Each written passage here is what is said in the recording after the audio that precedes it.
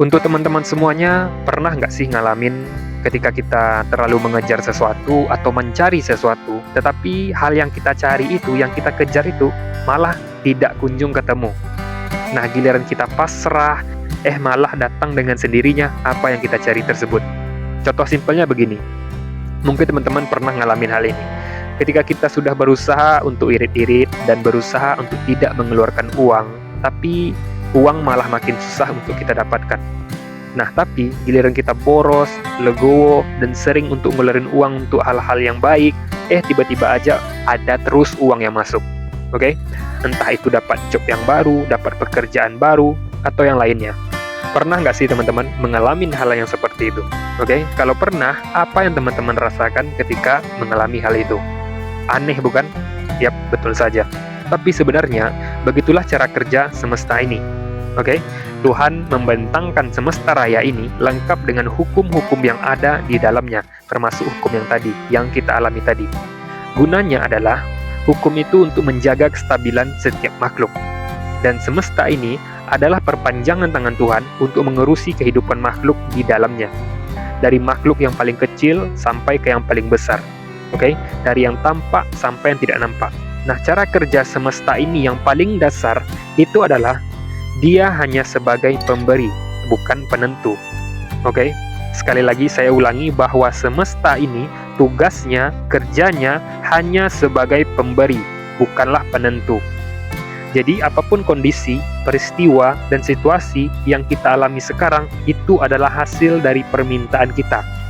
Dan semesta hanya memberikan apa yang kita minta tersebut. Oke? Semesta tidak ada wewenang untuk menentukan kehidupan kita, untuk menentukan nasib kita, tidak ada wewenangnya di situ. Jadi siapa dong bang yang menentukan kehidupan kita?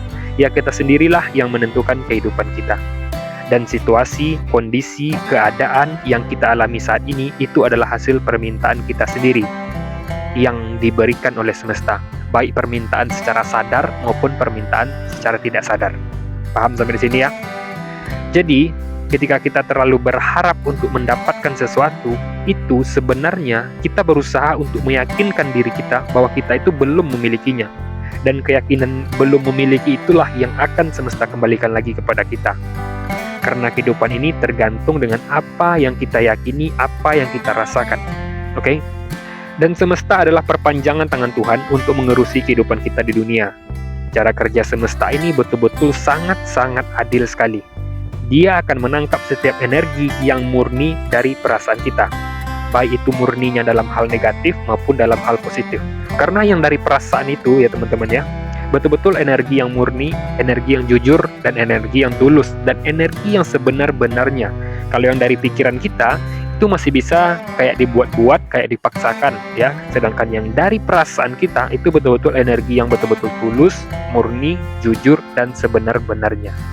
Nah, maksudnya gimana tuh Bang? Jadi begini, semesta itu kan bekerjanya sesuai permintaan kita apa. Karena sekali lagi saya ingatkan ya, bahwa semesta hanya memberikan apa yang kita yakini. Nah, karena keyakinan itu berasalnya dari perasaan, bukan pikiran. Sekali lagi, dari perasaan, bukan pikiran. Kalau pikiran itu masih ada bohongnya teman-teman ya, dan masih bisa untuk dipaksa-paksakan. Oke? Tapi sedangkan perasaan itu adalah sesuatu yang murni terjadi. Energinya itu murni, tulus, jujur, dan sebenar-benarnya. Nah, energi yang murni itulah yang akan semesta tangkap, kemudian menghadirkannya di kehidupan kita.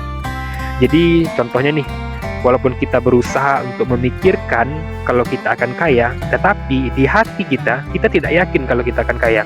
Maka yang semesta tangkap adalah energi yang kita pancarkan dari perasaan kita tadi, yaitu kita tidak yakin akan kaya. Walaupun di pikiran kita selalu mikirin kaya, dan kaya. Oke? Karena yang dari hati itu adalah energi yang suci dan jujur, tulus dan sebenar-benarnya. Paham ya teman-temannya sampai di sini ya? Kalau energi yang dari pikiran itu masih terkontaminasi dengan logika kita atau dengan aspek-aspek lainnya. Nah, sedangkan yang bersumber dari hati adalah sesuatu kesucian atau bisa dibilang murni. Oleh karena itu, jika kita kembali lagi ke contoh yang awal tadi, kenapa ketika kita irit-irit malah makin susah dapat uangnya? Nah, tapi giliran kita boros-boros, uang malah ada aja yang datang. Nah, hal itu terjadi Karena ketika kita irit-irit itu, sebenarnya yang ada di perasaan kita adalah kita kekurangan uang dan kita tidak punya uang. Itu yang sebenarnya ada di perasaan kita. Ya, walaupun yang ada di pikiran kita saat itu kita masih ada uang di tabungan, uang kita di rekening masih ada, di dompet masih ada, tapi kita irit-irit. Yang di perasaan kita, teman-teman ya, yang di perasaan kita itu energinya betul-betul energi kurang, energi takut ngeluarin uang, energi uang itu sedikit. Ya, itulah energi yang sebenar-benarnya, yang tulus, murni, jujur. Itulah energi yang akan semesta tangkap dan akan semesta hadirkan di kehidupan kita. Jadi pesan dari saya yang paling penting ini selalu saya ingatkan ya teman-teman ya, berhati-hatilah dalam merasa. Oke? Berhati-hatilah dalam merasa. Jika irit-irit itu membuat perasaan teman-teman merasa kekurangan, merasa tidak punya uang, maka sebaiknya hindari hal tersebut dan lakukan sebaliknya. Oke? Satu kunci dari saya teman-teman ya, agar hidup penuh keajaiban adalah harus pandai-pandai dalam mengolah rasa. Sekali lagi saya ulangi, pandai-pandai dalam mengolah rasa. Oke? Nah, cara yang paling simpel untuk mengolah rasa itu adalah sering-sering sholat teman-teman. Kalau kita yang muslim, sering-sering sholat. Oke? Nah, bagi yang non-muslim itu sering-sering meditasi bisa juga teman-teman ya. Meditasi, karena perasaan itu dibangun ketika kita lagi tenang, ketika tidak ada lagi pikiran, ya, itu baru bisa dibangun perasaannya. Ketika tidak ada lagi hal-hal yang mengganggu, pikiran sudah off ya, atau istirahat, nah disitulah perasaan bisa diolah ya, bisa dihadirkan, bisa ditanamkan di situ hal-hal yang positif, contohnya keberlimpahan, kebahagiaan, kesehatan. Nah, itu masuknya di perasaan itu ketika dia sedang tenang atau dalam kondisi yang betul-betul hening teman-teman ya. Makanya saya sarankan perbanyaklah sholat ya teman-teman ya, sering-seringlah sholat, karena ketika kita sholat itu perasaan kita itu betul-betul tenang.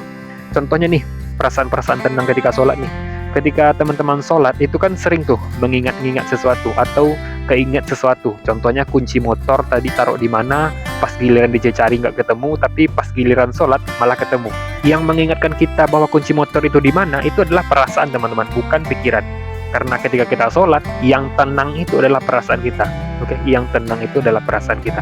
Nah, mungkin sedikit itu dulu ya pembahasan kita kali ini. Saya tidak mau panjang-panjang karena takutnya nanti muter-muter entah kemana-mana, jadi teman-teman susah pahamnya.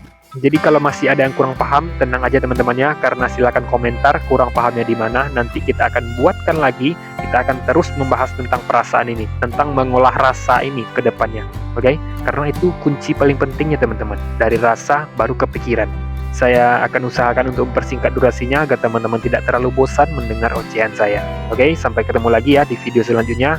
Assalamualaikum warahmatullahi wabarakatuh.